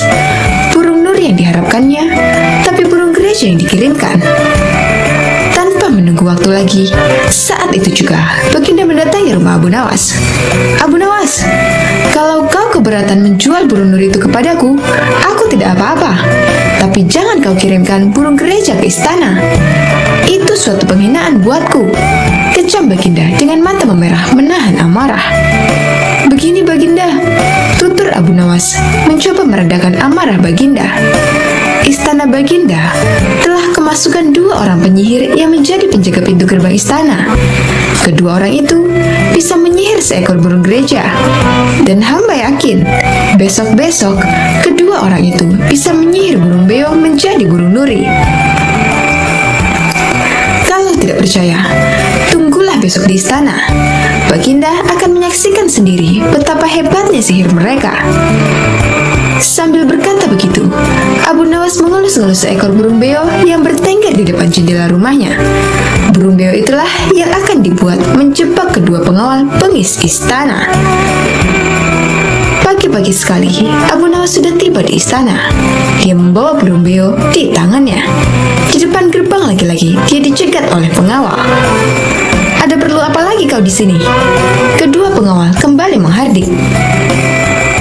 "Sudah kubilang, kau tidak akan bisa bertemu Baginda." "Maaf, kemarin aku keliru. Aku sebenarnya hendak memberikan burung beo ini kepada Baginda, tapi aku keliru mengambilnya. Baginda pasti marah-marah mendapat kiriman burung nuri itu. Semua orang tahu, Baginda sangat benci burung nuri. Dia pernah tersesat di hutan gara-gara burung nuri keparat itu. Maafkan aku telah membuat Baginda marah," bujuk Abu Nawas seolah-olah cerita itu benar-benar terjadi. "Taruhlah saja di situ, biar aku nanti yang akan menyerahkan kepada Baginda," perintah pengawal istana. Terpengaruh bujukan Abu Nawas, kedua kaki tangan Abu Dahi itu pun menukar burung beo dengan nuri. Setelah itu, mereka menyerahkannya kepada Baginda. Keduanya bersukaria karena sebentar lagi Abu Nawas pasti akan mendapat hukuman yang setimpal dari Baginda. Menerima burung nuri itu dari kedua pengawal istana, Baginda terperangah kaget. Ternyata benar apa yang dikatakan Abu Nawas. Kedua pengawal ini bisa menyihir, alias menggelapkan barang yang bukan haknya. "Ini nurinya, mana beonya?" sindir Baginda yang langsung membuat wajah kedua pengawal itu pucat pasi. Belum sempat kedua pengawal itu menjawab, Baginda langsung menitahkan perintah yang tak disangka-sangka. "Karena hasil kerja yang sangat bagus, kalian berdua aku beri hadiah hukuman cambuk masing-masing 50 kali. Perdana Menteri Abu Dahi yang menyaksikan kejadian itu kini hanya bisa tertunduk lesu. Sultan Harun al-Rashid masyhur berat. Konon, penyebabnya sudah 7 bulan Abu Nawas tidak menghadap ke istana. Akibatnya, suasana Balairung jadi lengang, sunyi senyap. Sejak dilarang datang ke istana, Abu Nawas memang benar-benar tidak pernah muncul di istana. Mungkin Abu Nawas marah kepadaku, pikir Sultan. Maka diutuslah seorang punggawa ke rumah Abu Nawas. Tolong sampaikan kepada Sultan, aku sakit hendak bersalin. Jawab Abu Nawas kepada punggawa yang datang ke rumah Abu Nawas, menyampaikan pesan Sultan. Aku sedang menunggu dukun beranak untuk mengeluarkan bayiku ini, kata Abu Nawas lagi sambil mengelus-ngelus perutnya yang buncit. Ajaib benar, kata Baginda dalam hati setelah mendengar laporan punggawa setianya. Baru hari ini aku mendengar kabar seorang lelaki bisa hamil dan sekarang hendak bersalin. Dulu mana ada lelaki melahirkan? Aneh. Maka timbul keinginan Sultan untuk menengok Abu Nawas. Maka berangkatlah dia diiringi sejumlah menteri dan para punggawa ke rumah Abu Nawas. Begitu melihat Sultan datang, Abu Nawas pun berlari-lari menyambut dan menyembah kakinya, seraya berkata, "Ya Tuanku Syah Alam, berkenan juga rupanya Tuanku datang ke rumah hamba yang hina ini." Sultan dipersilakan duduk di tempat yang paling terhormat, sementara Abu Nawas duduk bersila di bawahnya. "Ya Tuanku Syah Alam, apakah kehendak Duli Syah Alam datang ke rumah hamba ini? Rasanya bertahta selama bertahun-tahun, baru kali ini Tuanku datang ke rumah hamba," tanya Abu Nawas. "Aku kemari karena ingin tahu keadaanmu," jawab Sultan. "Engkau dikabarkan sakit hendak melahirkan dan sedang menunggu dukun beranak. Sejak zaman nenek moyangku hingga sekarang, aku belum pernah mendengar ada seorang lelaki mengandung dan melahirkan. Itu sebabnya aku datang kemari."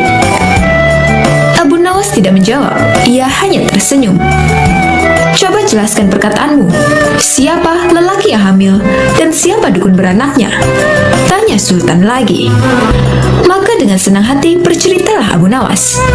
Konon ada seorang raja mengusir seorang pembesar istana. Tetapi setelah 5 bulan berlalu, tanpa alasan yang jelas, sang raja memanggil kembali pembesar tersebut ke istana. Ini ibarat hubungan laki-laki dan perempuan yang kemudian hamil tanpa menikah. Tentu saja itu melanggar adat dan agama, menggegerkan seluruh negeri. Lagi pula, apabila seorang mengeluarkan titah, tidak boleh mencabut perintahnya lagi. Jika itu dilakukan, ibarat menjilat air ludah sendiri. Itulah tanda-tanda pengecut. Oleh karena itu, harus berpikir masak-masak sebelum bertindak. Itulah tamsil seorang lelaki yang hendak bersalin. Adapun dukun beranak yang ditunggu adalah Baginda kemari, kata Abu Nawas. Dengan kedatangan Baginda kemari, berarti hamba sudah melahirkan. Yang dimaksud dengan bersalin adalah hilangnya rasa sakit atau takut hamba kepada Baginda. Bukan begitu, kata Sultan. Ketika aku melarang kamu datang lagi ke istana, itu tidak sungguh-sungguh, melainkan hanya bergurau saja. Besok, datanglah engkau ke istana. Aku ingin bicara kepadamu. Memang di sana banyak menteri, tetapi tidak seperti kamu. Lagi pula selama engkau tidak hadir di istana, selama itu pula hilanglah cahaya balairungku. Segala titah Baginda, patik junjung tinggi tuanku, sembah Abu Nawas dengan ta'zim. Tetapi Sultan cuma menggeleng-geleng kepala, dan tidak berapa lama kemudian Sultan pun kembali ke istana dengan perasaan heran bercampur geli. Pada suatu waktu, Baginda Raja Harun al-Rashid sangat gundah hatinya. Seperti biasa, dirinya ingin sosok Abu Nawas hadir di istana untuk menghibur hati sang raja. Namun, setelah beberapa kali dipanggil, Abu Nawas belum juga menampakkan batang hidungnya. Setelah lama berpikir, akhirnya Baginda Raja menemukan cara agar Abu Nawas bisa hadir di istana kerajaan. Raja menyuruh 3 orang prajurit untuk pergi ke rumah Abu Nawas agar buang air besar di tempat tidurnya. Pengawal, pergilah ke rumah Abu Nawas dan beraklah di tempat tidurnya. Dan kalau kalian berhasil, maka masing-masing akan aku berikan uang 1000 dirham. Titah sang raja. Daulat Paduka, jawab ketiga pengawal itu secara bersamaan. Sementara itu, duduk di sebelahnya, ada Kipati yang mendengar obrolan rajanya dengan ketiga pengawal itu. Karena berhubung tugas yang diberikan kepada 3 anak buahnya yang agak aneh, Kipati memberanikan diri untuk bertanya kepada sang raja. "Maaf Paduka, bukankah tugas yang diberikan itu tampak aneh dan menghina?" tanya Kipati. "Patih, memang benar, tapi itulah siasatku agar Abu Nawas segera hadir ke istana," jawab Baginda. "Apakah gerangan rencana Baginda?" tanya Patih. "Nanti kamu akan segera mengetahuinya. Dan sekarang, kamu ikutilah ketiga anak buahmu itu dan intailah mereka. Dan sampaikan kepada Abu Nawas, bila dia berhasil menggagalkan tugas pengawalku, maka Abu Nawas akan aku beri uang 3.000 dirham. Dan sekaligus, ia boleh memukul utusanku itu," titah raja. Dengan perasaan yang masih bingung, Patih segera melaksanakan perintah raja. Dia segera berkemas dan menuju ke rumah Abu Nawas. Tidak berapa lama kemudian, utusan Baginda Raja Harun al-Rashid sudah tiba di depan pintu rumah Abu Nawas. "Kami diutus oleh Baginda Raja untuk buang air besar di tempat tidurmu. Karena ini perintah raja, kamu tidak boleh menolak," kata salah satu utusan itu. "Saya sama sekali tidak keberatan. Silakan saja kalau kalian mampu melaksanakan perintah raja," jawab Abu Nawas dengan santainya. "Sungguh?" tanya utusan raja. "Ya, silakan saja," sahut Abu Nawas. Abu Nawas mengawasi orang-orang itu beranjak ke tempat tidurnya dengan geram. Berak di tempat tidurku? Betul-betul kelewatan," gumam Abu Nawas dalam hatinya. Abu Nawas memutar otaknya bagaimana caranya agar para utusan itu mengurungkan niatnya. Setelah berpikir beberapa saat, Abu Nawas akhirnya menemukan cara untuk menggagalkan tugas para utusan itu. Pada saat para utusan itu hendak bersiap-siap buang air besar, mendadak Abu Nawas berkata di balik jendela kamar, "Hai para utusan raja, ada yang lupa saya sampaikan kepada kalian," kata Abu Nawas. "Apa itu?" tanya salah satu utusan raja. "Saya ingatkan supaya kalian jangan melebihi perintah Baginda Raja. Jika kalian melanggar, saya akan pukul kalian dengan sebuah bentukan besar.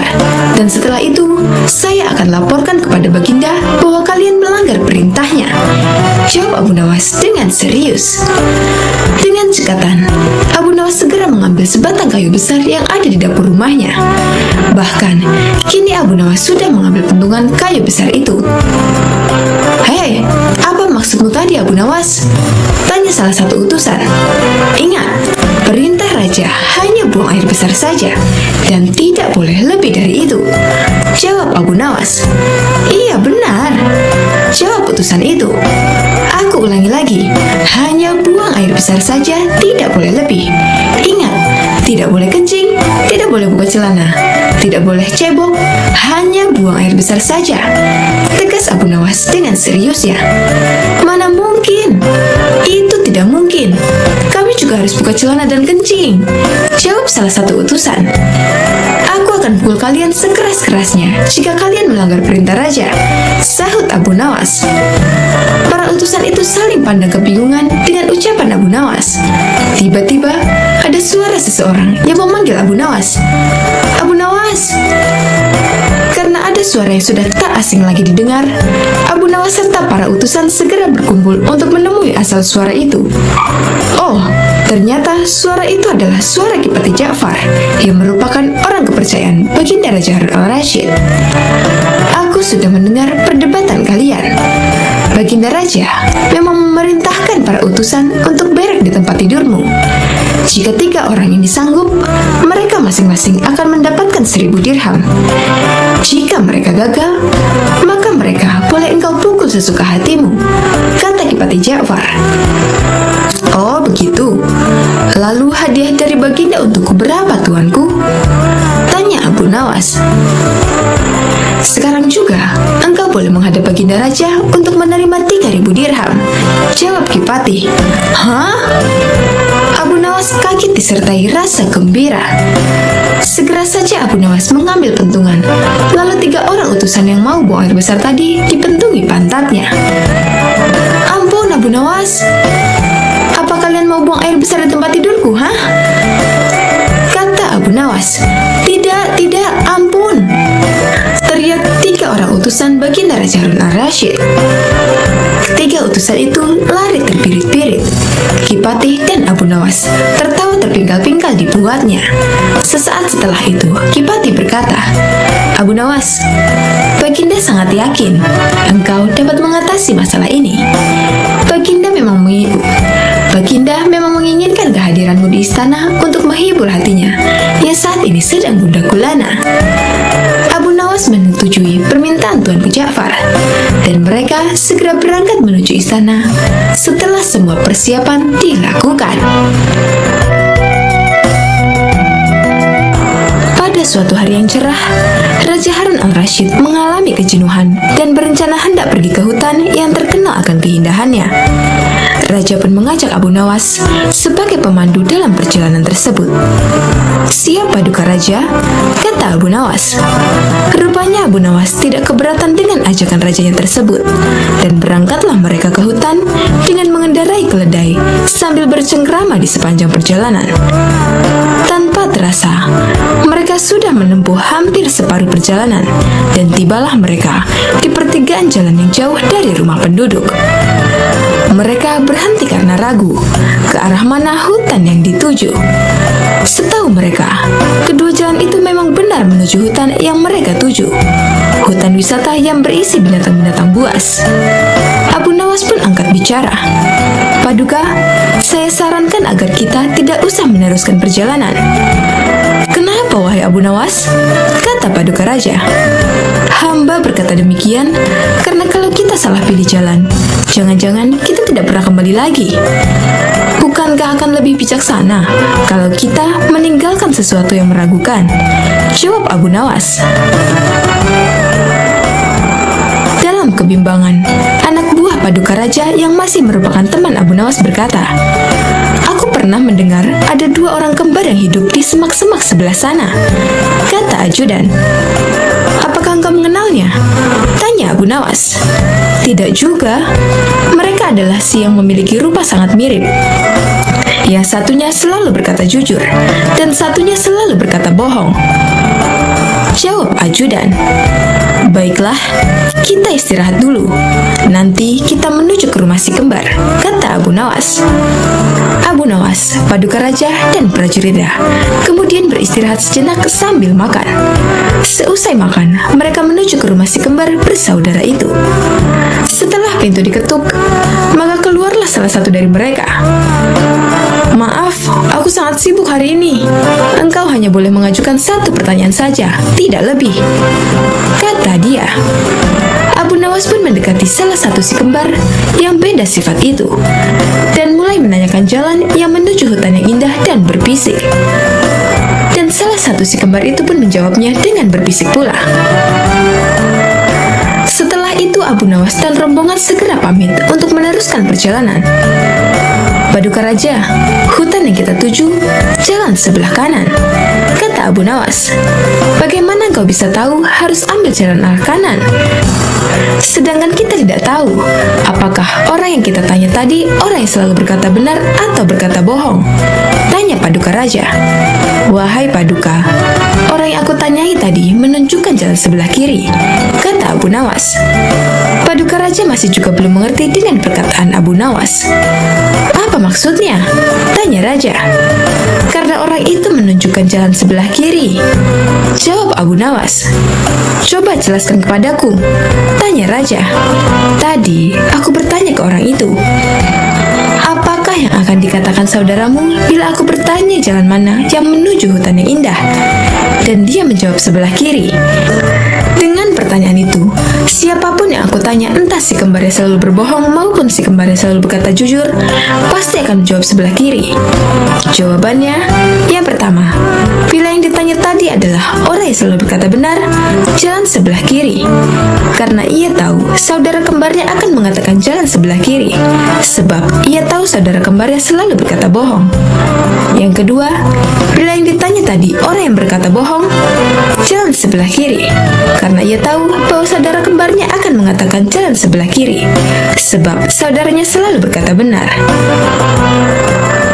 Akhirnya, rombongan raja itu memilih jalan yang ditunjuk Abu Nawas. Tak lama kemudian, masuklah mereka ke dalam hutan yang memiliki pemandangan yang indah.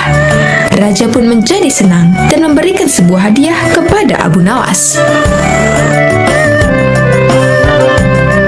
Tak selamanya Abu Nawas bersikap konyol. Kadang-kadang timbul kedalaman hatinya yang merupakan bukti kesufian dirinya. Bila sedang dalam kesempatan mengajar, ia akan memberikan jawaban-jawaban yang berbobot, sekalipun ia tetap menyampaikannya dengan ringan. Seorang murid Abu Nawas ada yang sering mengajukan macam-macam pertanyaan. Tak jarang, ia juga mengomentari ucapan-ucapan Abu Nawas jika sedang memperbincangkan sesuatu. Ini terjadi saat Abu Nawas menerima 3 orang tamu yang mengajukan beberapa pertanyaan kepada Abu Nawas. Manakah yang lebih utama? Orang yang mengerjakan dosa-dosa besar atau orang yang mengerjakan dosa-dosa kecil? Ujar orang yang pertama, orang yang mengerjakan dosa kecil. Jawab Abu Nawas. Mengapa begitu? Kata orang pertama mengejar. Sebab dosa kecil lebih mudah diampuni oleh Allah. Ujar Abu Nawas. Orang pertama itu pun mengangguk-angguk, sangat puas dengan jawaban Abu Nawas. Giliran orang kedua maju. Ia ternyata mengajukan pertanyaan yang sama. Manakah yang lebih utama? Orang yang mengerjakan dosa-dosa besar atau orang yang mengerjakan dosa-dosa kecil? Yang utama adalah orang yang tidak mengerjakan keduanya. Ujar Abu Nawas. Mengapa demikian? Tanya orang kedua lagi. Dengan tidak mengerjakan keduanya, tentu pengampunan Allah sudah tidak diperlukan lagi. Ujar Abu Nawas santai. Orang kedua itu pun manggut-manggut menerima jawaban Abu Nawas dalam hatinya. Orang ketiga pun maju, pertanyaannya pun juga 100% sama. Manakah yang lebih utama? Orang yang mengerjakan dosa-dosa besar atau orang yang mengerjakan dosa-dosa kecil? Orang yang mengerjakan dosa besar lebih utama. Ujar Abu Nawas. Mengapa bisa begitu? Tanya orang ketiga itu lagi. Sebab pengampunan Allah kepada hambanya sebanding dengan besarnya dosa hambanya. Ujar Abu Nawas kalem. Orang ketiga itu pun merasa puas argumen tersebut. Ketiga orang itu pun lalu beranjak pergi. Si murid yang suka bertanya kontan berujar dengan kejadian itu. Mengapa pertanyaan yang sama bisa menghasilkan 3 jawaban yang berbeda? Katanya tidak mengerti. Abu Nawas tersenyum. Manusia itu terbagi atas 3 tingkatan. Tingkatan mata, tingkatan otak, dan tingkatan hati. Jawab Abu Nawas. Apakah tingkatan mata itu? Tanya si murid. Seorang anak kecil yang melihat bintang di langit, ia akan menyebut bintang itu kecil. Karena itulah yang tampak di matanya. Jawab Abu Nawas memberi perumpamaan. Lalu, apakah tingkatan otak itu? Tanya si murid lagi. Orang pandai yang melihat bintang di langit, ia akan mengatakan bahwa bintang itu besar karena ia memiliki pengetahuan. Jawab Abu Nawas. Dan apakah tingkatan hati itu? Tanya si murid lagi. Orang pandai dan paham yang melihat bintang di langit, ia akan tetap mengatakan bahwa bintang itu kecil, sekalipun ia tahu yang sebenarnya bintang itu besar. Sebab baginya tak ada satupun di dunia ini yang lebih besar dari Allah Subhanahu wa Ta'ala. Jawab Abu Nawas sambil tersenyum. Si murid pun mafhum. Ia lalu mengerti mengapa satu pertanyaan bisa mendatangkan jawaban yang berbeda-beda. Tapi si murid itu bertanya lagi. Wahai guruku, mungkinkah manusia itu menipu Tuhan? Tanya si murid. Mungkin. Jawab Abu Nawas santai menerima pertanyaan aneh itu. Bagaimana Bagaimana caranya? Tanya si murid lagi. Manusia bisa menipu Tuhan dengan merayunya melalui pujian dan doa, ujar Abu Nawas. Kalau begitu, ajarilah aku doa itu, wahai guru, ujar si murid antusias.